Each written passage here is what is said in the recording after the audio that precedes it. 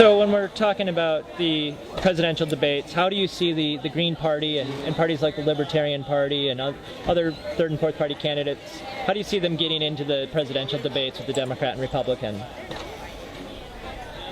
The American people is who's locked out of the debates right now.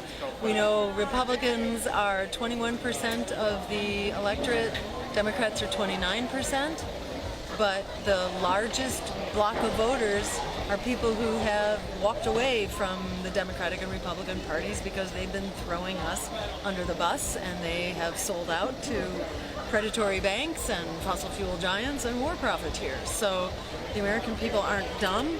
They are clamoring for more voices and more choices. And if you look back over the history of progressive politics, in fact, all forward progress stopped with the New Deal coalition when the independent parties joined with the Democrats to pass the New Deal.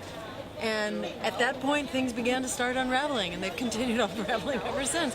So third parties are not just okay, they're absolutely essential if we are to overcome the power of concentrated wealth, which has only become more and more concentrated over the years and the decades, to where it's really a state of emergency right now. So we have a couple of legal cases that the Libertarians and the Greens are doing together to try to force the Commission on Presidential Debates to open up. That commission is it's really a scam.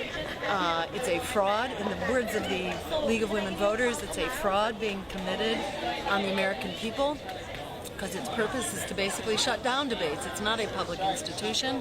It is run by the Democratic and Republican parties for the purpose of constraining debate, which is no debate at all if it's just the two corporate parties. So this is about us as a people standing up for our right to a democracy, our right to be heard, a right to have more voices and more choices that aren't controlled by the corporate duopoly that is throwing us over the cliff.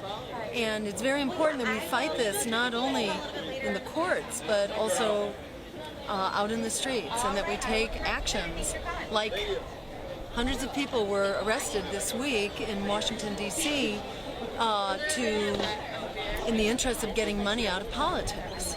So we may be called on to do similar actions to try to open up the debates. In 2002, the first election that I ran in, there were huge demonstrations to try to open up the governor's debates in Massachusetts, and we succeeded in doing that by refusing to take no for an answer. I think the stakes have only gotten higher, whether you're talking about the jobs that we don't have, the decent wages that people are not paid, the incredible debt that an entire generation is trapped in, the black lives that are on the firing line,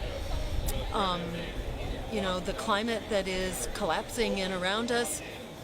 This is not a future that can be